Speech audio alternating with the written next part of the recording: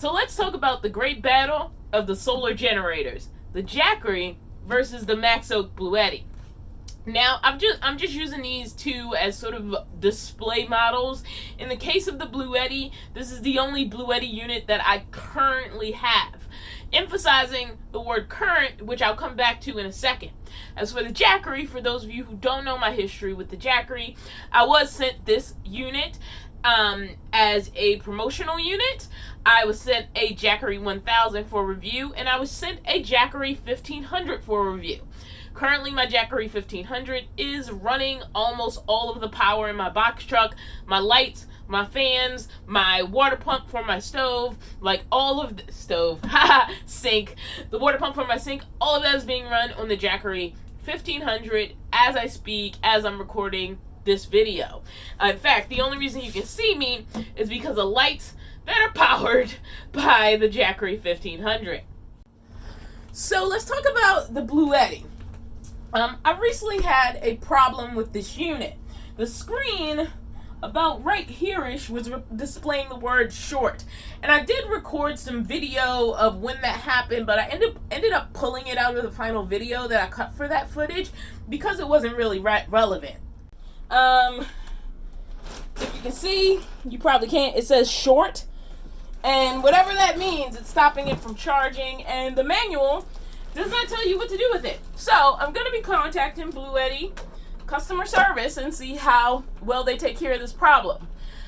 This is my second Bluetti product since living any sort of lifestyle like this.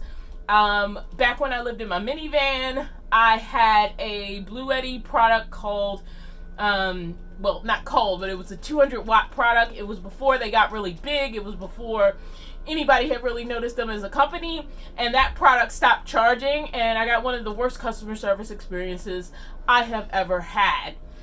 And it kind of soured me on their products. I didn't care how much people were praising them. They could have made the biggest battery in the world. I wasn't going to buy it. But I heard a bunch of positive experiences since then. And so when they offered me the chance to review this product, I was all for it. And now for the second time with me putting it through just normal everyday use, I've had a Bluetti product stop charging. So immediately after that happened, I did get in contact with the person who contacted me about doing a review in the first place. I thought this was important information that for some reason it had stopped working pretty quickly after I got it. While short was displayed on the screen, I couldn't get it to charge. I couldn't get the lights to come on to do anything. Like the unit was basically frozen in space. And I don't know honestly what happened. When I initially wrote to this person who's in marketing, and I want to say that to be completely fair, this person is in marketing. I mean, it's just their job to push units out there for you guys to buy it. I mean, that is their job, marketing, not customer service. And that's usually, if you're doing YouTube or something like that, that's usually the person that's going to reach out to you. But on the flip side, I'm trying to be very nuanced and fair about this. When I got my first Jackery 1500, it did fall over and the screen broke. When I reached out to Jackery, their first response was, we'll get you a new unit. When I wrote to Bluetti, and these are still marketing people, their response was, well, we're promoting another, I'm going to paraphrase, but I'll probably throw the actual information from the email up here because I like to be as transparent as possible. But basically it was like, hey, we've sold plenty of those. You want to promote this new thing? And my response was basically, no. If my viewers are buying this, if people are buying this and they experience the same problem, I want to know how to resolve it. Because they don't have money to throw away or to reach out to a marketing department to say, hey, this thing isn't working, and you just throw a new unit at them. They're not going to do that. That's not going to be the response for them. So it's like, I wanted the required information to fix the unit. Well, I decided to experiment, and I also reached out to Bluetti customer service, just their regular customer service on their website. Hi, Mickey. You want to be a part of the review? Yeah? So you're blocking the product, dude. He's like, I don't care. It's in my way. He likes to sleep up here, so he's probably really mad. I'm kind of like in his space right now. But, their customer service actually did get back to me pretty quickly.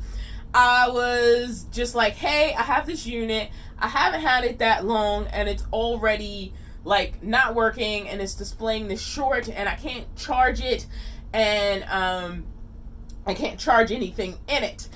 And within also that time, based on my response to her offer for me to review a completely different unit, I had heard back from basically the marketing person who offered me the chance to review this unit, and she got me the information required to try to fix the unit. So I will say the secondary follow-up was better once she realized what was important to me. So that was good. It is working now. When I plug it in, it does charge. So before, this was displaying short. Sorry about the lack of focus right here. The word short. Now the manual does indicate that's where short would show up. If it was going to show up, the word short is gone now. And what I was told is I needed to restart the Bluetti. Now the bad thing about this is if I had been depending solely on this, I would have been out of power, but it did seem to reset itself. So now when I plug in a solar panel, and this is a single 100 watt panel on my roof, as you can see, it's charging. Now it's not telling me how much it's charging, but it is charging at this point, which is good. So I'm gonna leave it plugged into what I call my non-primary panel. This is the 100 watt panel. The primary panel, which I've labeled, that one's going into the Jackery. It is in a converter because the Jackery 1500 does not natively take 8mm connections. It has a proprietary 8mm connection, which has been one of my biggest criticisms. I have used it today. I have been using it off and on, not as a primary for anything, but a lot of times if I need to charge my cell phone, I'll just throw it on here. I had my laptop running off of this today. So it is working. It's working as well as it worked when it came out of the box. I do not know what reset it, if I'm going to be very honest. It was just sitting on my shelf, but basically it needed to be powered down and reset. Maybe just being off did that, because within a couple days when I tried it again, it was just working. And I had been like hitting buttons and trying to get it to do something, and it was doing nothing. It was just showing the word short, and the battery entirely empty. It wasn't entirely empty because this light was still going on, and that's the thing about these little percentage bars, is that they are only a vague indication of how much the unit is charged, which is going to bother some people and not bother other people. And it's just the limitations of a simpler screen, but the simpler screen is also probably why they can offer these units a little cheaper than Jackery does. I mean, just being straight up honest, it honestly has nothing to do with functionality. And as I've said before, there's a lot of things about this unit that I like better than the Jackery. If you do have wireless charging is up here. You have 2 Type-C ports and 2 USB ports. I only have 1 Type-C port in that giant Jackery 1500. 1? That's crazy. This actually has 4 plugs, 2 of them grounded, 2 of them not grounded. Like, they've made good use of this space over here. You know, I like the light on the front, even though recently I have apologized about how much I made fun of the light on the side of the Jackery 1500 and the Jackery 1000, and also the Jackery 2000 has the light in the same location, and I made so much fun of that, how I would never use it. It was in a dumb place, it was too small, and I have ended up using it. So I did forget for that, but I did like this light better. Like, it still makes more sense to me because it's on the front of the unit. And when I think about the way I've used power stations in the past, yes, I found a situation where that light was useful on the Jackery 1500, but that was the luck of positioning, where I had it in the truck, and the situation, whereas I could consciously think of ways that I would use a light on the front. So there's a lot about this particular design I liked, including the fact it was a square, so you could build a box, slide it in there, and be wasting no space. Unlike the Jackery, which has a permanently raised handle that's always going to need to take up space for pretty much no reason, But at the same time, I do find that really, really convenient for carrying and other reasons. I don't know how to feel about the Bluetti, if I'm going to be honest. If I reset it and it works for a while with no trouble, I feel like I need to give myself more time intentionally using it to really give it sort of a long-term review now that it's back to working. It may have just be a freak thing. Now, my biggest issue is this seems to be a simple solve, as it was basically turn it off and turn it back on again. Now, because it doesn't have a dedicated power button where you can literally power the whole thing down and power it back up, but the Jackery also doesn't have that, it wasn't easy to figure out how to do what they were telling me to do, even with instruction, even though I understood the concept of it. It ultimately doesn't matter if I never see that problem again, and if I do see it again, I at least have some methods for fooling around with it to try to get to a resolution. Also, their manual is way too simplistic. Like, it notes that this can display short, but it doesn't tell you how to solve the problem. Like, it doesn't really have a troubleshooting section that's like, if it displays short, try this before you call us. And I love when manuals have that. Now, honestly, a lot of us toss out the manuals. They don't read it, but if it's there, it's nice to have that information available, especially because since they have a solution, they are aware that this is something that can happen. So I have a lot of mixed feelings about this product. Now, when I said this product is the Bluetti that I currently own, I want to go back and talk about some of that history. If you go on the Bluetti website now, they don't claim anything before the EB150. Now, this California company that is specifically labeled Bluetti, I'm wondering if in that partnership deal, this is a not sponsored video, so I'm going to say whatever I want. I wonder if in that partnership deal, for them, it started with the EB150. I'm making this distinction because I used to own a device that was just called the Maxoak Bluetti, and the Maxoak Bluetti was a 200-watt power station. It was portable. I bought it under the insanity of I thought it was going to run a fridge. I did not know much about power then. There are videos I made with it. I like the shape. I like the size. I like the portability. When I stopped trying to use it to run a fridge, it worked great for my laptop, my cell phone, those kind of things. It was a 200-watt power station, and like a lot of you, back then I was just looking for something small that I could have in my vehicle where I could power things. I didn't have a fridge at the time, and I was trying to get a fridge. I ended up sending back the first thing I got, and I ended up getting another fridge, and I ran it off of an actual legit battery system, and I just had this 200-watt power station as a backup. I was learning, just like everybody else. And there was a point where one of the accessories broke, and I wrote to Maxoak, and they actually were responsive. Now, I have this memory of also writing to them about the power cord, but when I went through my emails, I could not find evidence of it. And I know I got rid of this power station because I couldn't charge it anymore, and I wasn't getting a response from customer service. But I'm going to be honest and saying I don't know if I'm misremembering because I can't find evidence of that. But this unit was called the Maxoak Bluetti. And if you go to maxoak.net, it's basically a Bluetti power station. And again, they don't start their history before the EB150, which was their 1500-watt power station that made a big splash and sort of put them on the map. So again, I don't know if like the EB150 was the start of the relationship with the company that now calls itself University Bluetti. If Maxoak Direct relabeled themselves, like, I don't know. The parent company seems to be a company that started in, I believe, 1999. If I'm incorrect, I will correct myself.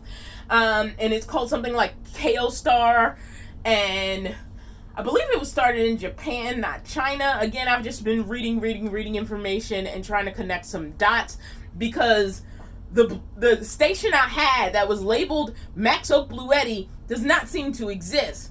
But a very similar unit with almost the same specs and only a slightly different design does exist on the Maxoak website, which is a partner with the same company that produces the Maxoak and or Bluetti products.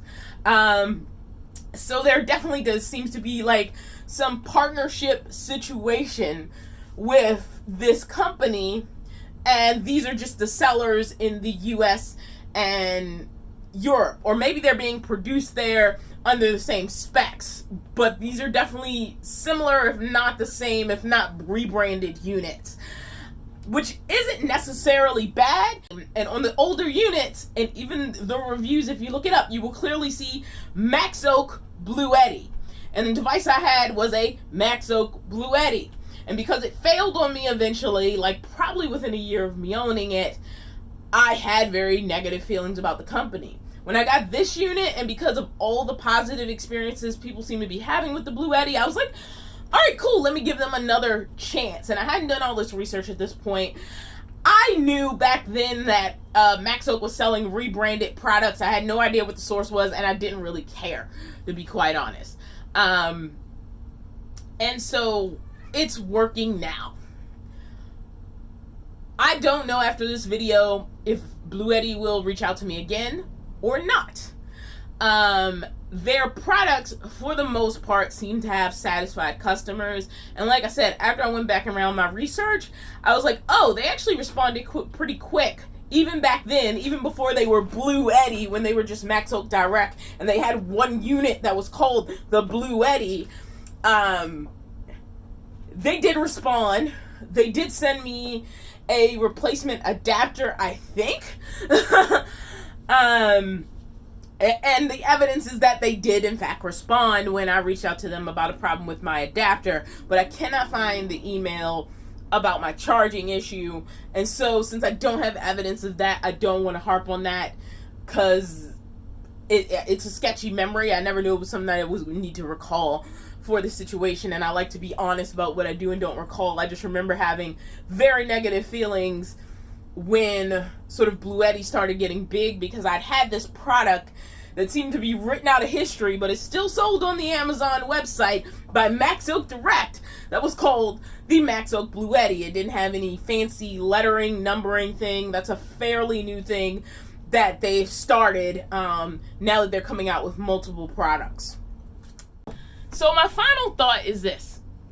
I'm glad Bluetti's out there and with a lot of satisfied customers. Like I said, when I went back and looked at my emails, I did find, even before they were this Bluetti California company, even when they were just calling themselves Maxoak Direct, there was a responsive email to the unit that I had. Now, currently, they seem to have a lot of satisfied customers, but I can't report on an experience I didn't have. The device got a short. I reached out to the only person I thought I could reach out to, which was the person who sent me the unit. When that failed to give me answers, I reached out to customer service. Customer service did get back to me in a reasonable amount of time. And once I laid out my stakes, which was like, when my subscribers or people who run across my videos buy this product, if they have this issue, I want to know that I have thoroughly researched what it is and how to fix it, and if it's something serious to be concerned about if you buy the Maxoak Bluetti. So if you do get short displayed on your screen, it's not the end of the world. It's basically just a situation where you need to do a reset, and it should go back to functioning, as it was before. Now, my biggest worry in this case is if this is your dedicated power source, that means you have lost your dedicated power source until you solve the problem. And it did take me a few days to get the responses necessary to fix the problem, because I did not get a same-day response even when I reached out to customer service. I don't think. Hopefully I won't have to edit myself and find out I lied. So I didn't get a same-day response, but I did get a pretty quick response. Man. And right now, it's working. It's working fine. It's working as nice as it was when it was new. And so, it's fine. But, if I have to be honest, the Jackery's been my dependable machine. Almost nothing I've done to this thing, even when I broke the screen on the Jackery 1500, it still worked. I didn't know how much power I was getting in. I didn't know how much power was in the thing because I couldn't read the screen. And I didn't know how much power was going out because I couldn't read the screen. But it still worked. Like, if I was in the bad position of having to live with it, I would have to be really careful with power, but I never would have had to cut anything off. It was still working. Whereas with this situation, it wasn't. It wouldn't charge. It wouldn't charge anything. It was just kind of stuck frozen in time until it reset itself or I hit enough buttons. And so for me, if this had been my dedicated power source, which luckily it wasn't, that would have been problematic. That being said, all the good things about it still exist, and it was a fixable problem. It did not dead the unit. It did not become a total brick. It is working fine. It is working just as good as it was working before, but I do want to put it through some more long-term use just to see what it does, see if the problem repeats itself, and if it doesn't, you know, in a month or two, do updated information. I don't want to be quick to hand it off because it presented that problem at least once. So that's sort of the situation I'm in with this unit. I just want to keep it around for casual use a little bit longer, and just see what it does. And maybe even one day I will make it my dedicated power source all day and see if I like it. But I'm not right now. Right now I'm still in the middle of trying to finish building out the box truck, and so I don't want to get too distracted by this, but because it happened and because I mentioned it in a past video, and because also, like, I don't want people who bought this unit to be worried about it, I thought it was important to do this update. And I want the battle of Jackery versus Bluetti to continue, and if it causes like more improvements in sort of the solar generator market, if it causes like the price of Bluetti being better for Jackery to figure out how to make bigger units cheaper, great. If it just makes them make units better, great. You know, make the investment worth it. So yeah, make your choice. If you really want customization at the end of the day and you want certain things, honestly, the best way to do it is to build it yourself. These power boxes are always going to be limited by these companies trying to guess what targets the most people and building boxes to accommodate that. All right, that's all I got on that. I'm going to get out of here. Enjoy the rest of your day. Hello, everyone. The usual reminder that I am, in fact, a slave to the algorithm. So your likes and your comments and your watching till the end of this video, they all matter.